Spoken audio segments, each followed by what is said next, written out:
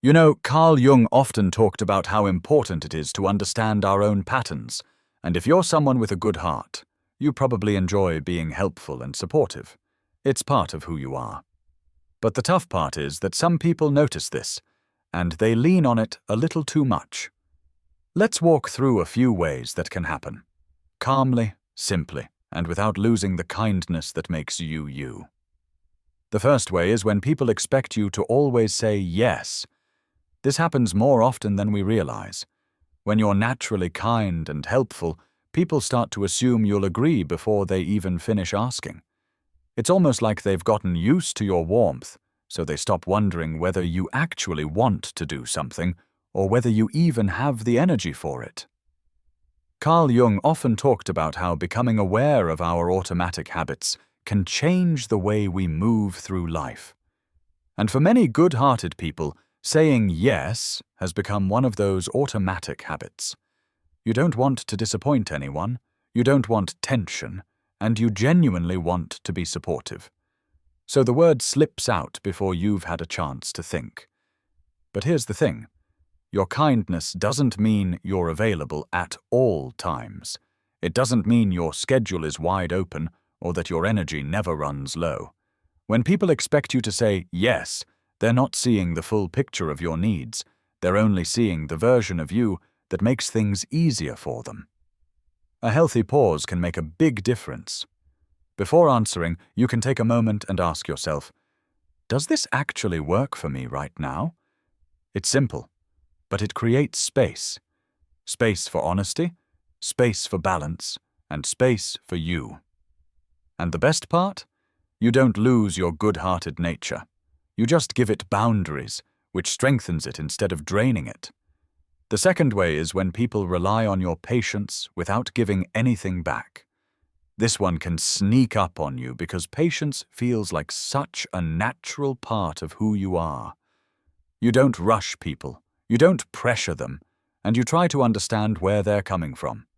That's a beautiful quality.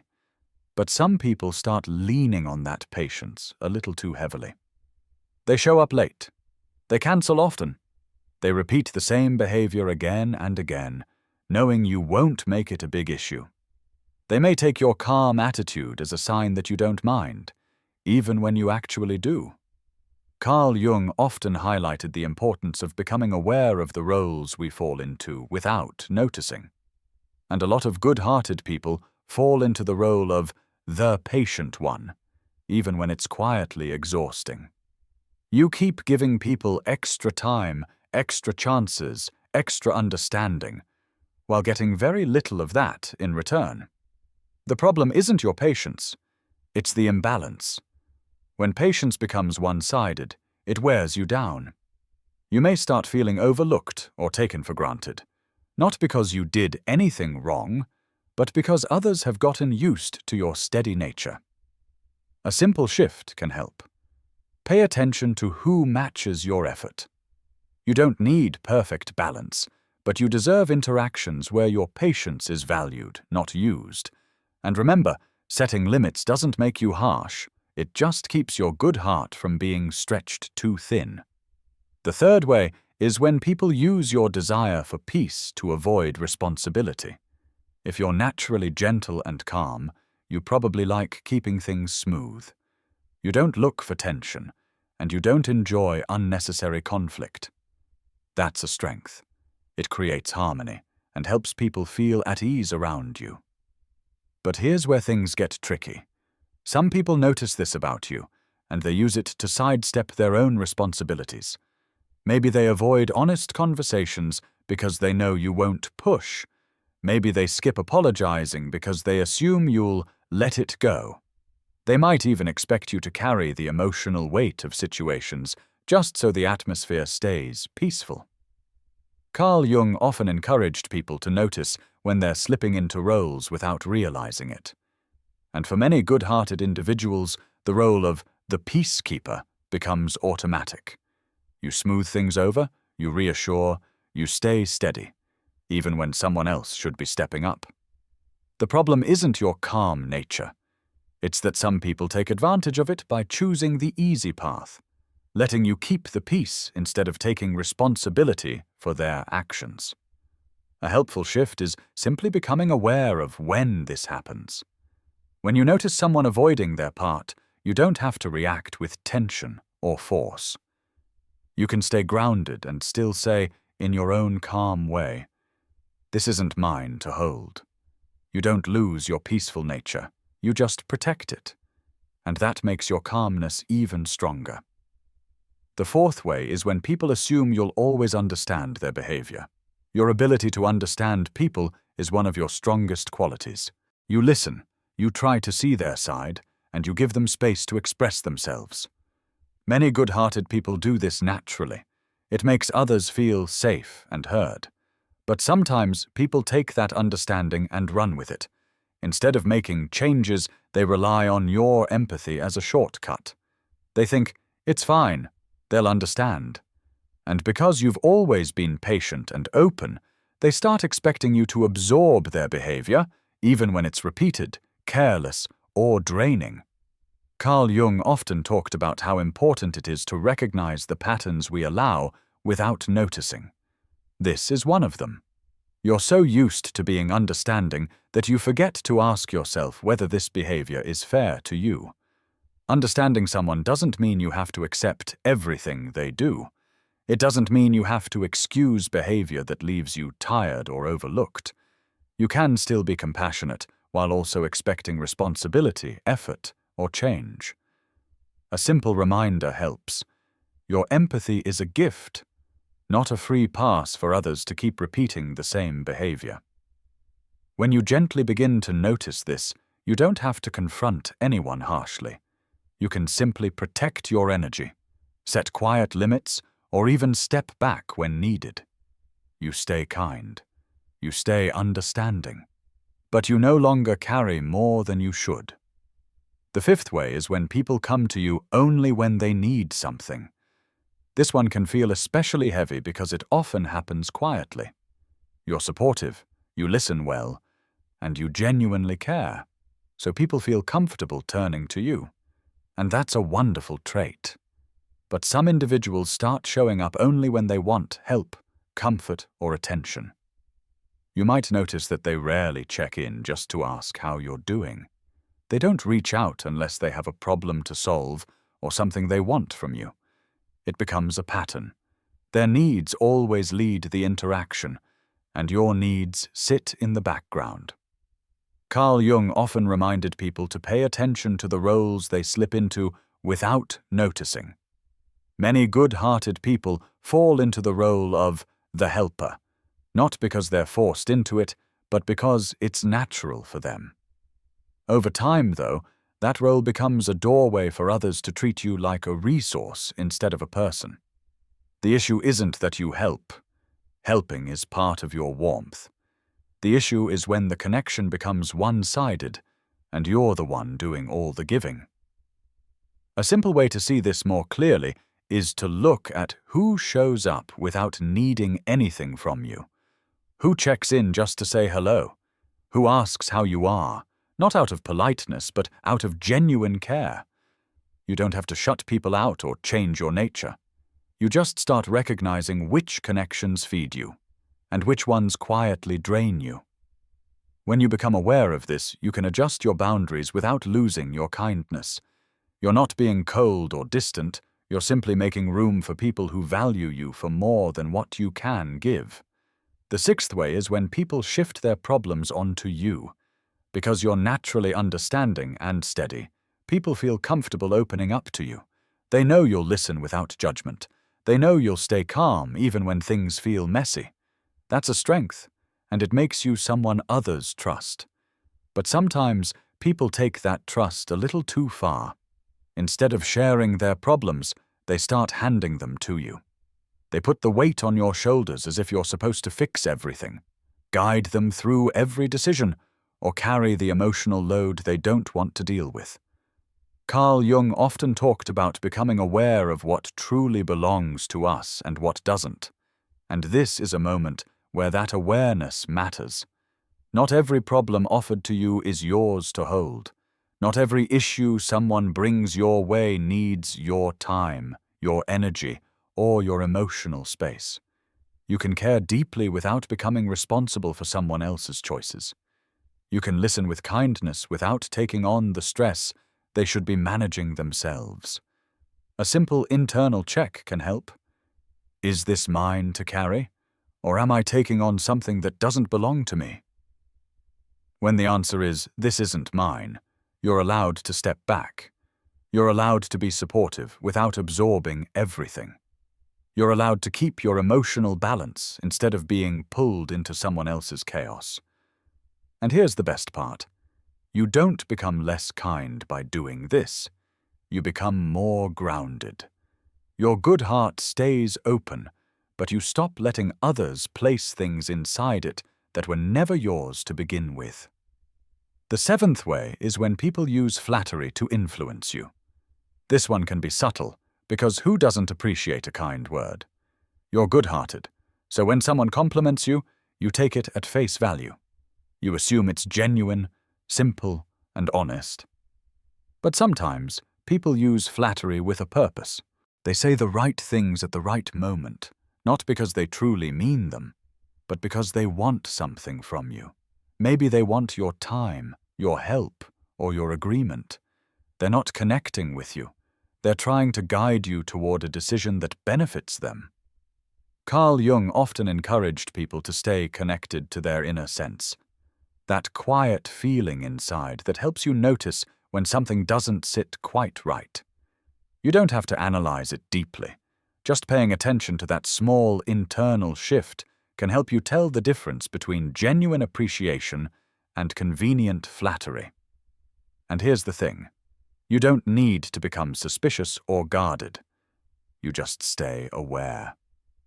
When someone's praise feels too sudden, too repetitive, or too perfectly timed, you can pause before responding. You can check in with yourself and ask, is this real appreciation, or is there another reason behind these words? That gentle pause protects you. It keeps you grounded. It helps you make choices based on your own clarity rather than someone else's influence. And you still stay kind. You still stay open. You just stop letting sweet words steer your decisions. So should you stop being good-hearted? The short answer? Absolutely not. Being good-hearted is one of your greatest strengths. It's part of who you are, and it brings warmth, support, and positivity to the people and situations around you. The fact that some people may try to take advantage of it doesn't mean you need to change your nature. The key is awareness. Carl Jung often emphasized the importance of understanding your own patterns, noticing when you're giving more than is healthy, or when your kindness is being taken for granted. This isn't about becoming cold or distant, it's about creating balance. You can stay generous, supportive, and empathetic while also setting healthy boundaries. Saying no when it's needed, pausing before giving, and noticing when energy is one-sided doesn't make you less kind. It makes your kindness sustainable. Think of it this way. Your good heart is like a flame. It doesn't need to burn itself out to give light. Protect it, nurture it, and let it shine in ways that feel right for you. Being aware, mindful, and balanced allows you to continue being the warm, good-hearted person you are, without letting anyone dim your light. And now you should learn how to set boundaries to protect your heart. Being good-hearted is a wonderful strength, but it can also make you vulnerable if you don't protect your energy. Setting boundaries isn't about being unkind or turning cold. It's about respecting yourself and creating balance. Carl Jung often emphasized the importance of self-awareness, and boundaries are one of the clearest ways to honor that. Here's how you can start, with some concrete examples. Pause before you say yes. Even a small pause can make a big difference. When someone asks for your help, resist the urge to answer immediately. Take a breath and ask yourself, do I truly have the time, energy, or capacity for this right now? For example, if a coworker asks you to take on another task while your schedule is already full, instead of saying, "sure," automatically, you can respond with, "let me check my schedule and get back to you." This simple pause helps you respond from choice, not habit. Know your limits. Understand where your energy naturally ends. You don't have to stretch yourself to exhaustion to be helpful. For instance, if a friend calls needing support for hours every night, it's okay to say, "I care about you, but I also need rest. Can we talk tomorrow instead?" Recognizing your limits is not selfish. It's a way to make sure you can continue giving without burning out. Communicate clearly and calmly. Boundaries work best when expressed with honesty, but without unnecessary guilt. You don't need to over-explain. For example, "I'm not available to help with this project right now." Simple statements like this are enough. You don't need to justify yourself or feel bad. The truth is enough, and it keeps your energy protected. Notice patterns and take action. Pay attention to recurring situations or people who drain you. Sometimes certain dynamics repeatedly leave you feeling overwhelmed, unappreciated, or frustrated. For example, if a colleague always pushes their work onto you, you might start saying, "I'm happy to help occasionally, but I can't take on all of this work." Boundaries aren't just about single moments. They're about seeing patterns and making consistent adjustments. Protect your emotional space. Being good-hearted doesn't mean carrying other people's problems as your own. You can listen and care without absorbing their stress. For example, if someone constantly vents about difficulties without seeking solutions, you can respond with, "I hear you, and I care about how you're feeling. I also want to make sure I don't take on more than I can handle right now." This way, you stay supportive, but avoid letting their challenges overwhelm you. Set time and energy limits. You can offer help without overcommitting. Decide in advance how much time or energy you're willing to give, and stick to it. For instance, volunteering for a project? Give yourself a clear endpoint. "I can help for 2 hours today." Having boundaries like this keeps your kindness sustainable and prevents feelings of resentment. Remind yourself that saying no is healthy. Boundaries are not rejection, they're self-care. Saying no when necessary allows you to stay fully present and fully kind in the moments when you can give. Setting boundaries doesn't diminish your good-hearted nature. In fact, it strengthens it. Your kindness becomes more intentional, more authentic, and more sustainable. People respect the warmth and generosity you offer when it comes from a place of balance, not exhaustion. Remember, your heart is a precious resource. Protect it, honor it, and give it wisely. That way, your kindness remains powerful, joyful, and lasting, for both you and the people around you.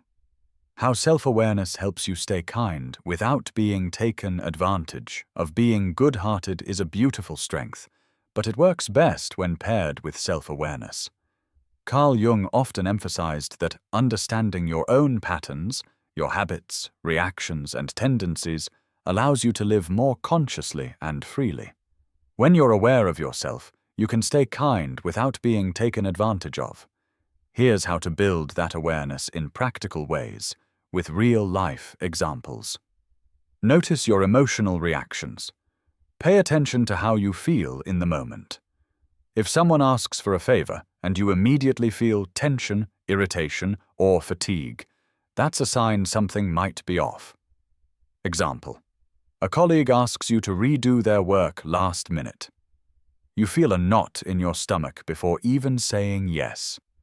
That physical reaction is your inner alert. It's telling you that automatically agreeing might not be the best choice. Recognizing this allows you to pause and respond intentionally, instead of reacting out of habit. Spot repeated patterns. Sometimes it's not one single incident, but a repeated behavior that drains you. Keep an eye out for patterns in people's behavior toward you. Example: a friend always calls when they need support, but disappears when you need them. Noticing this pattern helps you decide how much energy to invest moving forward and whether you need to set limits. Jung believed that identifying recurring patterns is key to breaking cycles that no longer serve you. Check your own motives. Ask yourself why you're agreeing to something. Are you genuinely willing, or are you saying yes because of guilt, fear of disappointing, or wanting to be liked? Example: you volunteer for extra tasks at work even though your plate is full. Later, you realize you said yes because you didn't want anyone to think you weren't capable. Recognizing this motive gives you the power to make choices that protect your energy while still being generous. Stay connected to your needs. Self-awareness also means tuning into your own needs and limits. Your kindness is sustainable only when your own needs are considered. Example: a family member calls late at night to vent. You care about them, but you're exhausted. Instead of pushing yourself to stay up and listen, you say, "I want to give you my full attention, but I'm too tired right now. Can we talk in the morning?" This honors both your empathy and your personal limits. Reflect on your day or interactions. Take a few minutes at the end of the day to reflect. Notice where your energy went, who respected it, and where it might have been stretched.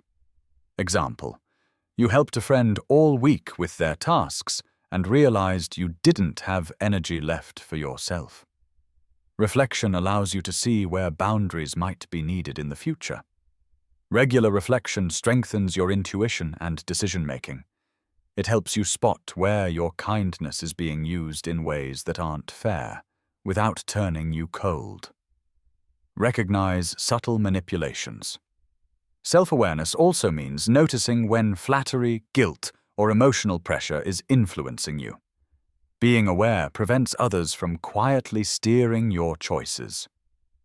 Example: someone repeatedly compliments you right before asking for favors. You notice that their praise often comes with expectation. Being aware allows you to respond thoughtfully instead of automatically agreeing. In short, self-awareness helps you recognize your patterns, limits, and motives. It allows you to act from choice rather than habit, protect your energy, and stay kind in a healthy, sustainable way. By tuning into yourself, your good-hearted nature becomes stronger, clearer, and more genuine, and you can share it freely without being taken advantage of.